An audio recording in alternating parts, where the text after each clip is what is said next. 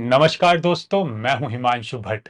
क्या आप भी खर्राटे यानी स्नोरिंग से परेशान हैं और आपके खर्राटों की वजह से आपके साथ सोने वाला इंसान और आपके घर में रहने वाले इंसान भी परेशान हैं और आपने इन खर्राटों को ठीक करने के लिए बहुत से डॉक्टर्स को दिखाया, बहुत सी दवाइयां खाई और बहुत सी एक्सरसाइज की, लेकिन अगर फिर भी आपके ये खर्राटे ठीक नहीं हो रहे हैं तो चलिए आज हम दी हेल्थ शो में डॉक्टर दीपक कुमार जी से जानेंगे कि आयुर्वेद में ऐसी कौन सी जड़ी बूटियां, कौन सी दवाइयां और होम रेमेडीज यानी घरेलू नुस्खे हैं जिससे आप अपने खर्राटे की समस्या को पूरी तरह से ठीक कर सकते हैं। और हम ये भी जानेंगे कि खर्राटे किस वजह से होते हैं और खर्राटों की वजह से आपको कौन सी प्रॉब्लम्स भी हो सकती है। सर, आपको प्रणाम। प्रणाम। सर, बहुत से लोगों को खर्राटे की दिक्कत होती है और अब पता ही है कि खर्राटे होने से उस इंसान को तो कोई समस्या उस टाइम पर महसूस नहीं होती, लेकिन उसके साथ कोई सो रहा होता है, उस घर में कोई सो रहा होता है, तो उसकी नींद डिस्टर्ब हो जाती है। तो सबसे पहले आप खर्राटों का कारण बताइए कि आयुर्वेद के हिसाब से खर्राटों का क्या कारण है, क्यों आते हैं खर्राटे। हिमांशु जी, वैसे तो एक कहावत है, जिस आदमी को खर्राटे आते हो हम्म। और जिस आदमी को घमंड हो हम्म। उसको तो कोई दिक्कत नहीं होती, लेकिन उसके साथ वाले को जरूर होती हाँ है। जी। और खर्राटे के वैसे कई कारण हैं। एक, नाक में पोलिप बढ़ जाना। हाँ जी। दूसरा, हमारी मांसपेशियां कमजोर हो जाना। कभी कभी जब हम सांस लेते हैं, हमारे नाक से गले के बीच की जो मांसपेशियां वो वीक पड़ जाती हैं, और हमारे सांस लेने से वीक होने के कारण वह जो टिश्यूज हैं, सेल्स हैं, वे आवाज करने लगते हैं, घरघराने लगते हैं। तो ये खर्राटे में कन्वर्ट हो जाती है, ये आवाज हमारी खर्राटों में आती है। और जब आदमी खर्राटे लेता है, कई बार उसका कुछ समय के लिए सांस भी रुक जाता है। तो अक्सर जब हम खर्राटे लेते हैं तो हमारा माइंड, उसमें ऑक्सीजन की सप्लाई पूरी नहीं हो पाती। पूरे दिन जिस आदमी को खर्राटे आते हो, पूरे दिन में बहुत लिथार्जिक रहेगा और सिर उसका भारीपन रहेगा। आपने देखा होगा, बहुत से लोगों का जबड़ा ऊपर के जबड़े की अपेक्षा ज्यादा छोटा होता है।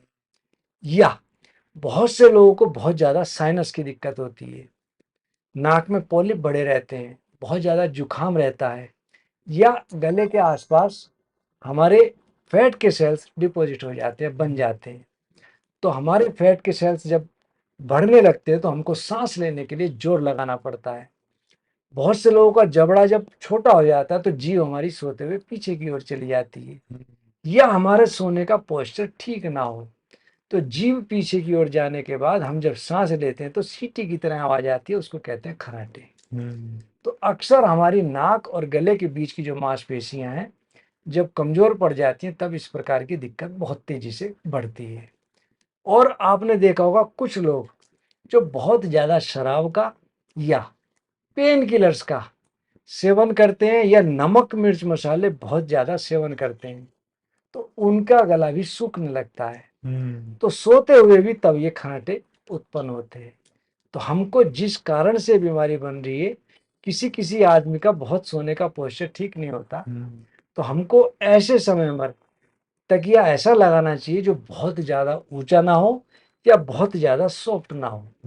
तो और किसी को जुकाम हो तो जुकाम का ट्रीटमेंट साथ में जरूर लेना चाहिए। हाँ, क्योंकि जुकाम की वजह से, नज़ले की वजह से भी खर्राटे खर्राटे आते आते हैं। हैं जी। सर, ये तो खर्राटों के कुछ कारण हैं। वैसे इसके अलावा बहुत से कारण हो सकते हैं, वो पेशेंट को देख के पता चलता है कि हाँ, कि क्यों इस पेशेंट को किस वजह से खर्राटे आ रहे हैं। लेकिन बहुत से लोग होते हैं, बहुत से लोग क्या, सर ज्यादातर लोग खर्राटों को इग्नोर करते हैं। उनको लगता है ही नहीं है कि खर्राटा भी कोई समस्या हो सकती है।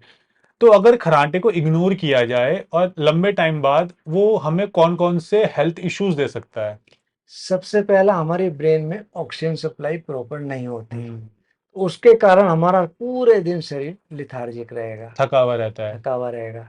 और खर्राटे आने से अक्सर हमारे सिर में दर्द भी उत्पन्न होता है, तो सिर के दर्द की भी समस्या बन जाती है।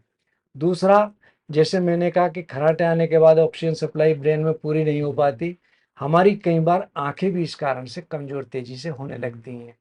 तो हमको इस प्रकार की समस्या से बचने के लिए हमको वह देखना चाहिए कि किस कारण से हमको खर्राटे उत्पन्न हुए और खर्राटे के बाद क्या समस्या हमारी उत्पन्न हो रही है। जी।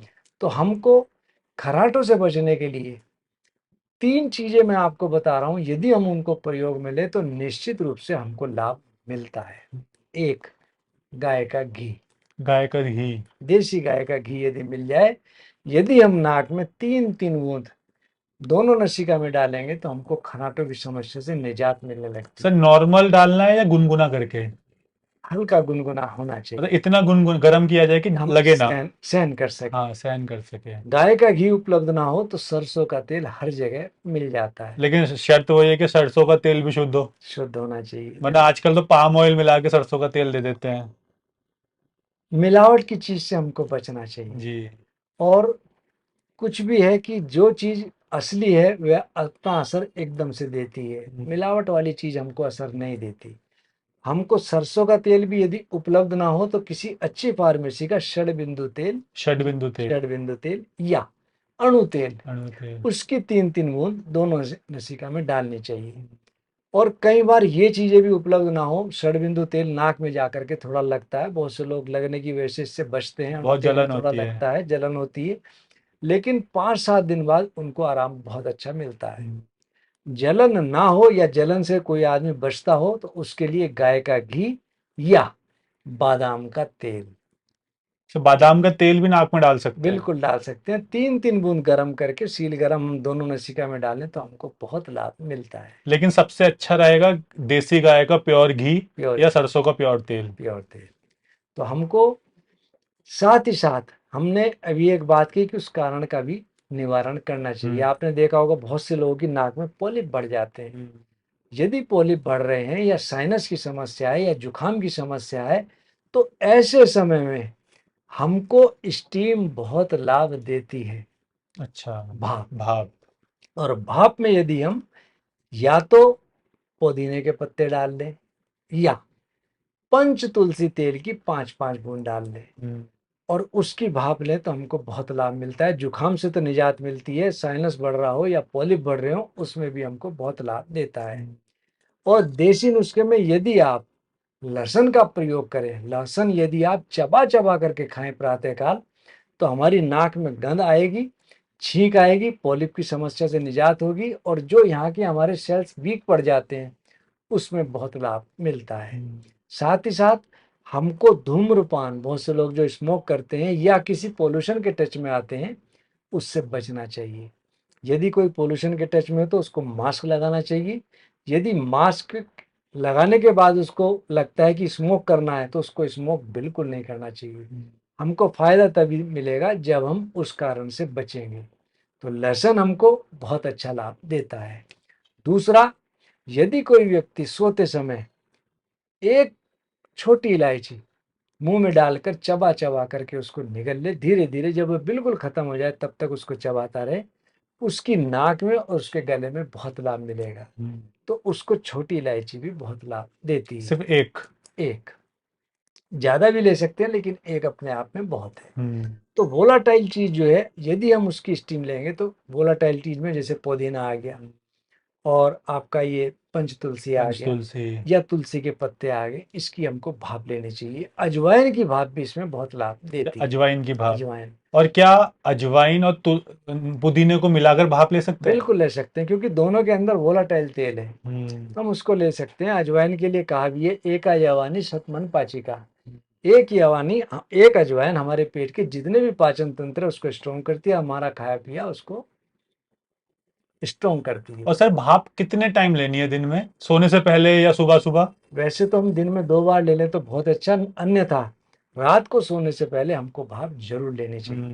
भाप लेते हुए हमको एक चीज का विशेष तौर पर ध्यान रखना चाहिए कि एक तो पंखे की डायरेक्ट हवा हमारे शरीर पर ना लगे, दूसरा कमरा बिल्कुल चिल्ड ना हो, तीसरा भाप लेने के बाद हम एकदम से कमरे से बाहर ना जाएं, चौथा जब भाप ले लें उसके बाद हम तौलिया या चद्दर 5 मिनट के लिए अपने मुंह पे लपेट के रख लें तो उसके बाद हमारा टेम्परेचर, बॉडी का टेम्परेचर और कमरे का टेम्परेचर सेम हो जाएगा, तब वह चीज हमको नुकसान नहीं देगी। मतलब जैसे हम सर पे तौलिया या चादर रख के भाप लेते हैं तो कई लोग तुरंत हटा देते हैं, वो बहुत वो नहीं गलत है। करना। नहीं, मतलब तौलिए की या चादर के अंदर का टेम्परेचर और रूम का टेम्परेचर जब तक बराबर नहीं हो जाता जी, तब तक नहीं लेना। और दूसरी बात, कई लोग एसी चलाकर भाप लेते हैं। वो फिर उनको नुकसान देता है, फायदे की जगह नुकसान देता है, तो उनको ऐसी चीजों से भी बचना चाहिए। जी। तो हर चीज़ का एक क्राइटेरिया है, यदि हम उसको नियम पूर्वक फॉलो करेंगे तो हमको लाभ मिलेगा। बहुत से लोग हमसे अक्सर कहते हैं कि हम तो कई महीने से भाप ले रहे हैं, हमको फ़ायदा कम नुकसान ज़्यादा है। तो उसका सबसे बड़ा कारण यही है कि हमको यदि किसी चीज़ का फ़ायदा लेना है तो उसको प्रॉपर तरीके से हम ट्रीट करें। और कब तक भाप ले सकते हैं सर? जितना हम ले सकते हैं 5 से 10 मिनट सफिशिएंट है। नहीं, मतलब कितने दिनों तक? देखो कोरोना टाइम आया था तो सभी ने भाप बहुत ली, अब पूरे 2-2 साल सबने भाप लिए हैं। तो उसका कोई नुकसान तो हुआ नहीं। जी। तो यदि हम नियमित रूप से भी लें तो हमारा रेस्पिरेटरी सिस्टम पूरा स्ट्रांग रहता है। यदि हम दिन भर में किसी पॉल्यूशन के टच में आए तो उसका असर धीरे-धीरे खत्म होता है। हाँ जी। जुकाम इत्यादि हमको नहीं सताती, हमारी इम्यूनिटी पावर बढ़ती है। हम किसी भी चीज़ को प्रॉपर रोज़ उसी चीज़ को ना लें। अदल-बदल के यदि हम चीज़ लेते रहेंगे तो हमको वह चीज़ ज़्यादा फ़ायदा देगी। कभी हमने पुदीने के पत्ते डाल दिए, कभी तुलसी के पत्ते डाल दिए, कभी अजवाइन डाल दिया, कभी पंच तुलसी तेल डाल दिया और पंच तुलसी तेल 5-5 बूंद पीने के साथ-साथ भाप लेना ज़्यादा अच्छा रहता है। और हिमांशु जी, एक चीज़ है हल्दी, जो हर रसोई में विद्यमान है।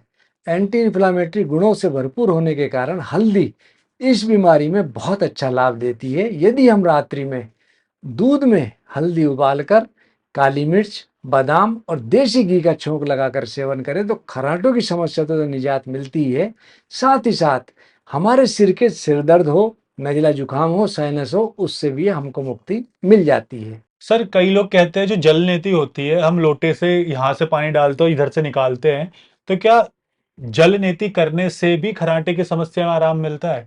उसमें भी बहुत लाभ मिलता है। वो तो मैंने सुना है कि साइनस और एलर्जिक बहुत अच्छी राइनाइटिस, नजला बहुत जुकाम में अच्छा अच्छा है। फ़ायदा देता है, लेकिन जल नीति करने के लिए कई बार लोगों के नाक में पानी लगता है, हम्म। तो उसमें आप चौथाई चम्मच खाने का सोडा और चौथाई चम्मच का चौथाई भाग सेंधा नमक मिलाकर यदि आप करेंगे तो आपको पता भी नहीं लगेगा।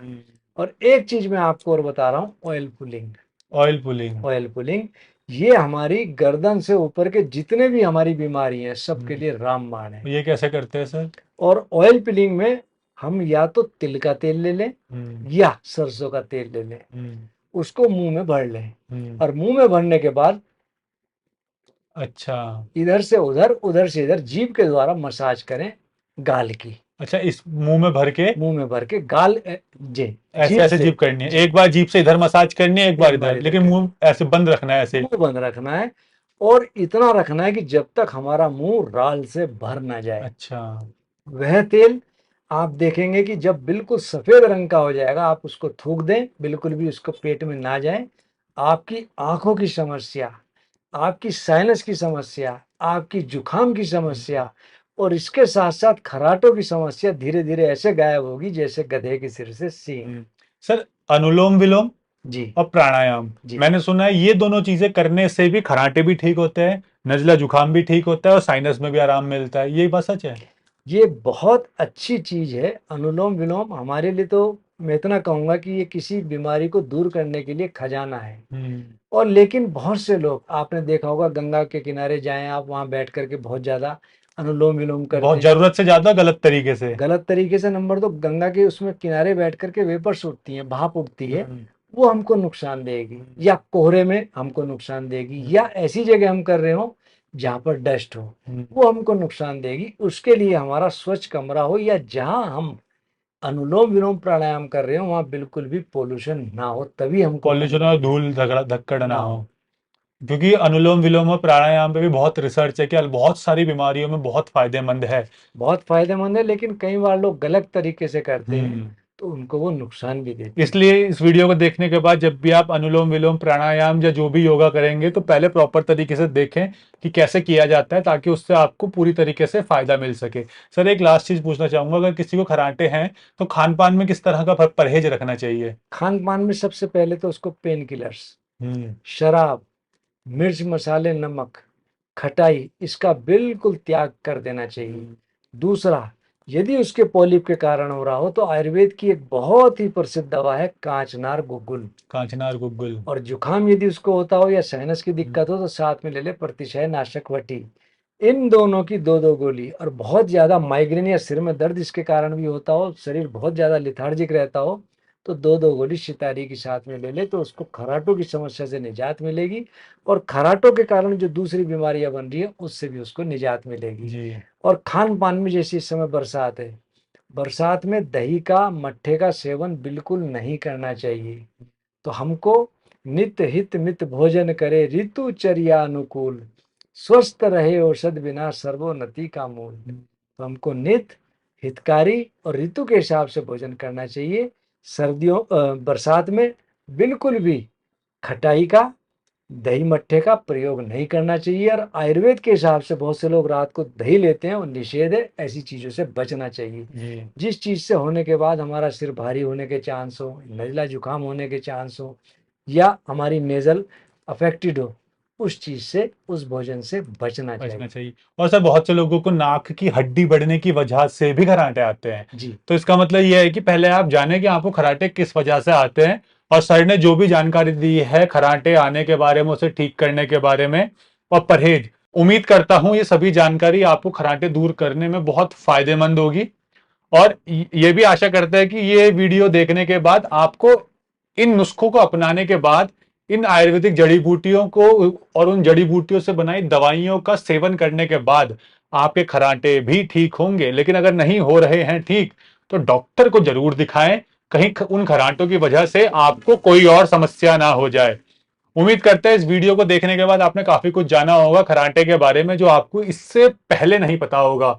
और अगर आप इसी तरह से आयुर्वेद के बारे में और बीमारियों के बारे में और भी जानकारी चाहते हैं, तो नीचे कमेंट सेक्शन में बता सकते हैं आप किस बीमारी के बारे में और आयुर्वेद के बारे में क्या जानकारी चाहते हैं, ताकि आप अपनी बॉडी को फिट रख सके और स्वस्थ रह सके। और अगर आप सर से कांटेक्ट करना चाहते हैं, तो सर की कांटेक्ट डिटेल नीचे डिस्क्रिप्शन और पिन कमेंट में मिल जाएगी, जहां से आप सर से भी कांटेक्ट कर सकते हैं। धन्यवाद, धन्यवाद सर। प्रणाम।